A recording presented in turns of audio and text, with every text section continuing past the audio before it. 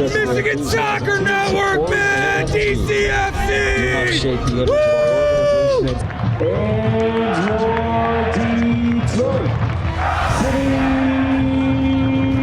Football Club. The sights, the sounds of historic Keyworth Stadium. There's nothing quite like it. Each week, Jonathan Turner and Neil Rule will break down the most recent Detroit City FC USL Championship match, taking a look at the Eastern Conference standings, looking ahead to their upcoming match, and much more. Watch the Detroit City FC recap show each week on the Michigan Soccer Network.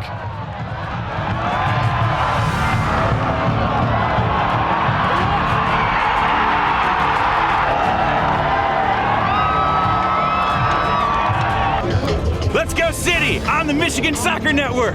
You are watching the Michigan Soccer Network. Come on, City!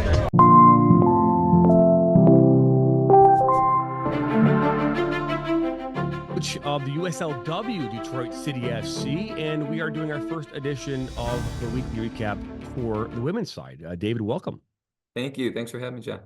Well, first off, it was a blast calling the game this weekend. Obviously, as you know, we call the Flint City AFC and Flint City Bucks here on the Michigan Soccer Network, and we had a chance to cover Detroit City FC. And the first thing that I want to say is the squad that's been assembled for Detroit City FC is a really, really good team. I mean, you've got the likes of Lily Jekyll, Lily Bosley, I mean, to name just a few, but you've got a great roster, a great goalkeeper in Gabby Shriver. Talk about this roster first before we get into the game. Yeah, thank you. I agree. I feel like we've got a fantastic group. I think what was key for us this year in terms of building the squad was just that we had a really good core of players last year who I'd like to think had a positive experience. And then, they kind of go out and do the recruiting for you. The Lily Bosley connection, I'm sure, came down to Avery Peters vouching for us and encouraging her college teammate to join us in Detroit for the summer. And so I think you get that ripple effect when you have a couple strong players come in and have a good year, then all of a sudden the recruitment web extends quickly for you, and you're able to really, get some players in that you might not have otherwise. No question about that. As we do talk about this matchup, and this is a very interesting two first games for Detroit City FC. You're going to face the same opponent twice in the first two games, being that Flint City AFC, who, in their third year now in the USLW, struggled in year one, but last year, talk about rebounding, going undefeated in league play.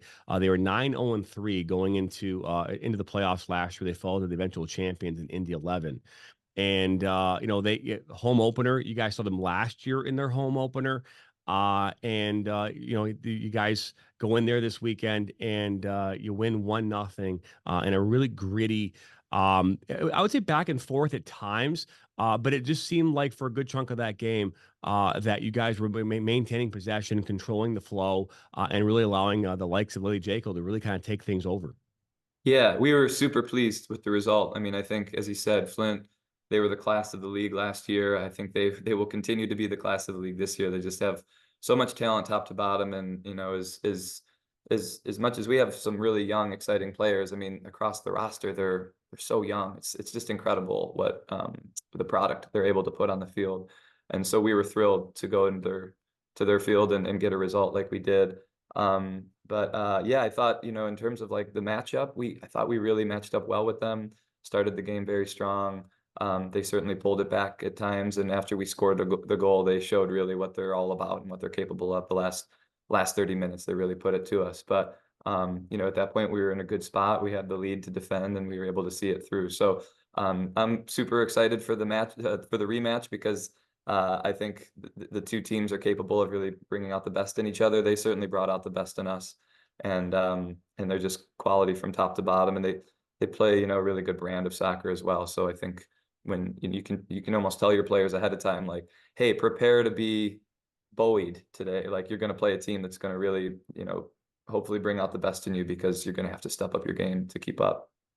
Yeah, and you talk about this game again, from the opening whistle, especially and you mentioned it, in your comments after the game. You felt like the first 15 minutes of the game, you guys really had you thought were your best 15 minutes in the first half, and we saw it kind of towards the end of that first half, where momentum kind of swinging in the favor of Flint City. They had a number of opportunities. Gabby Schreiber had to come up huge off of a Sammy Woods half volley from about 6 yards away from her point blank. I mean, she made a number of other diving saves as well. And then you guys go to the halftime break. I'm sure there may be a sigh of relief to kind of get through some of that peppering in those last 10 minutes of that first half and get away from there, 0-0. Very much so. And then, I think a name we haven't mentioned yet is Gaetano. She was, always a threat. And, I think it was probably a frustrating game for her, but even still, she had moments where you kind of realize, like, wow, we maybe dodged a bullet there, because when she gets the ball in good areas facing your goal, she's just like, so many weapons at her disposal. Her shot from distance, she can turn and hit it really quickly. She showed a glimpse of that on Saturday, and I think we were fortunate to escape her getting on the score sheet. But yeah, I think the big turning point moment for us was right before halftime. That point blank save that Gabby made for us kept us in the game. Being 0-0 at halftime was a real good place to be. I think if you had told me before the game we'd go into the break scoreless, I would have taken it, because it means you got a chance.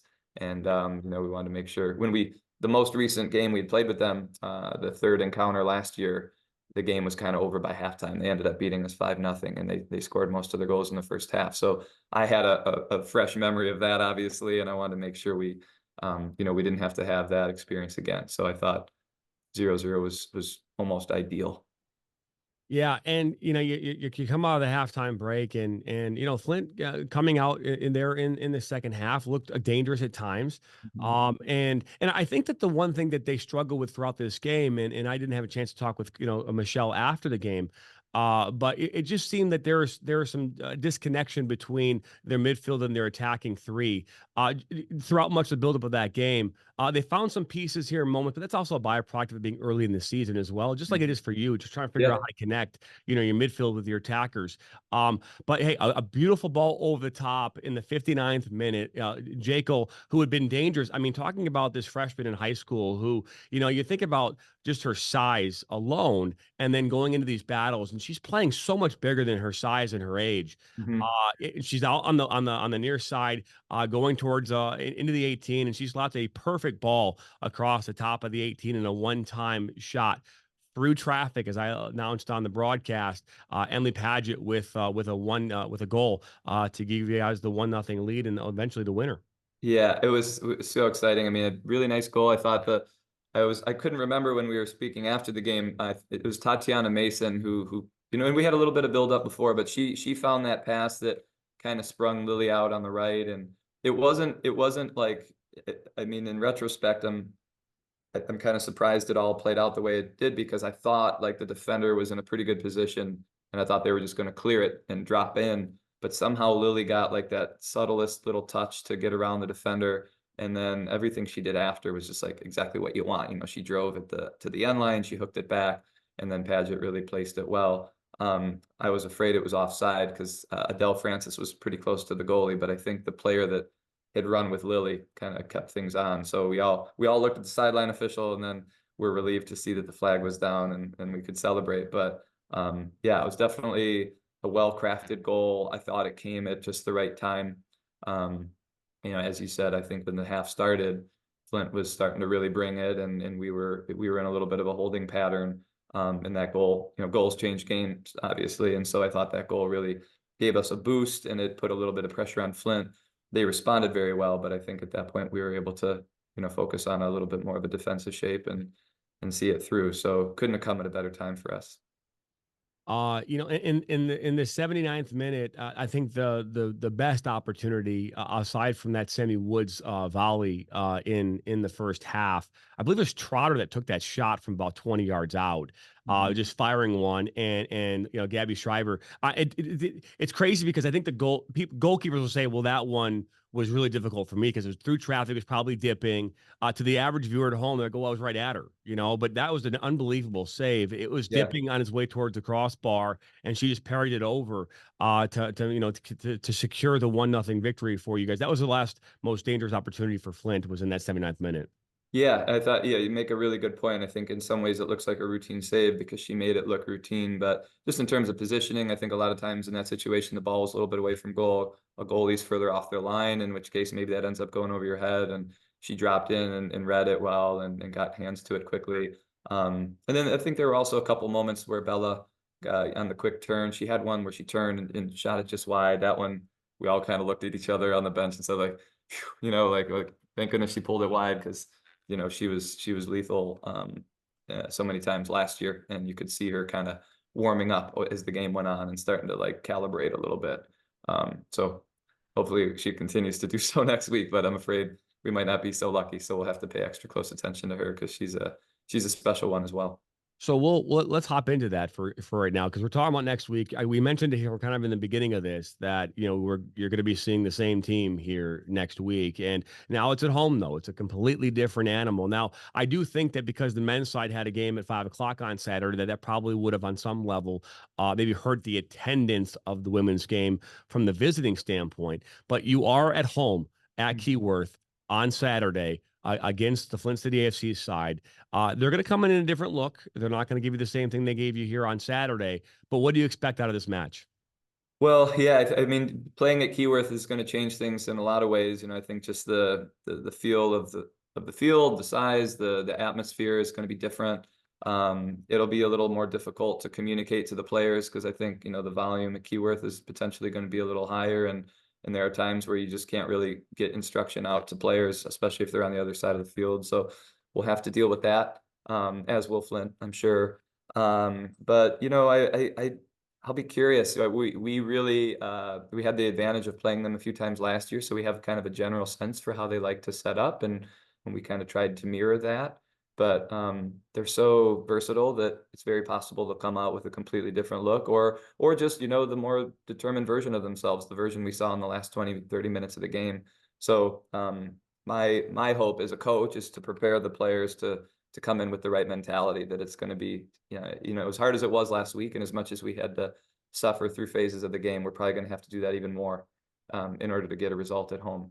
But you do have the advantage of the crowd and the environment giving you a little bit of a boost, which is always nice. But I will say, I think, over the years, you see it on the men's side too, it gives a boost to the other team as well. Very few players at this level are playing in front of thousands of fans. And so, even though it's awesome for us that they're cheering for our team, just the fact that they're cheering and that they're loud and that there's a rambunctious environment, I think any player is going to step up their game in light of that.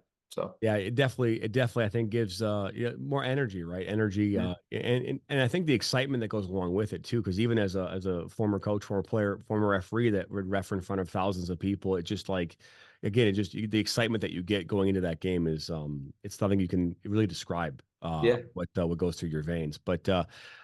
Hey, right now you're sitting atop the table in the Great Lakes Division. I know it's one game in, but it's still a nice thing to get. Hey, points are at a premium. I talk with Neil Rule about this all the time when it comes to USL Championship, right? You're, getting wins while other teams are getting losses and/or draws is huge. And to come in to take on the reigning reigning champion of the Great Lakes Division last season, getting a victory at their home place on opening night, and now going with a chance to get 3 more points at home here this weekend, extremely crucial. How important is it for you to get 3 points this weekend to stay atop the table? Well, it's certainly the goal. I think we got to frame it very carefully because, on one hand, you could say, hey, we play them twice. We've gotten 3 points out of the series already. So, even if it doesn't go our way on Saturday, like, we're in a good position. So in some ways, I think it takes the pressure off. But I also think, you want to make sure you put a little bit of that healthy pressure on yourselves to say, like, well, we're also in a position right now where we could get more points out of the series and really generate some major momentum going into the stretch of games after the series. And so I don't know. I don't know the best way to approach it psychologically. I guess that's for me to figure out between now and Saturday. But I do know that we have a group of players that are extremely mature, and they're naturally motivated, and so I want to respect the fact that they're going to want to go in and come away with nothing less than 3 points. And so we'll make sure we devote our time this week in training to focusing on that result and playing the game to win. I remember years ago when Ben Pierman was the head coach, somebody asked him a question in the preseason. They said, like, what's your philosophy this year? How do you want to approach games? And he said something that at the time was really profound to me. He said, we have a group this year in terms of quality where we're going to approach every game to win, which is like such an obvious thing to say. And yet when you think about it at the highest level, it actually is, there's a distinction to be made. I think there's some games you go in happy with a draw, or it's, you're a little bit, your personnel is depleted, you got injuries, where you play with a slightly different goal in mind, and maybe that goal is to tie. And so I like the idea that we're going to take that same approach this year with the quality we have and the group we can put together each week. We're going to try and win every game. We're not going to sit in and be happy with a draw. We're going to get after it and do our best to put points on the board and book a ticket in the playoffs, because that would be an amazing achievement. That it would. Very well said, Coach. You guys are playing this Saturday, the 18th at Keyworth Stadium, 7 p.m. kickoff. Detroit City FC will be hosting the Flint City AFC side, the second matchup of the season. Very unique situation. You don't see typically that in soccer, unless you're in the MLS playoffs and you're home and away trying to get points. But either way, Dave, we appreciate you stopping by. Good luck here this weekend against Flint City AFC, and we'll see you next week for another edition of the Recap Show. Thank you so much. I look forward to it. And thanks again for the great coverage this past Saturday. I rewatched it and really enjoyed the stream and the broadcast. It was awesome. Thank you, David. We truly appreciate it. Thank you very much.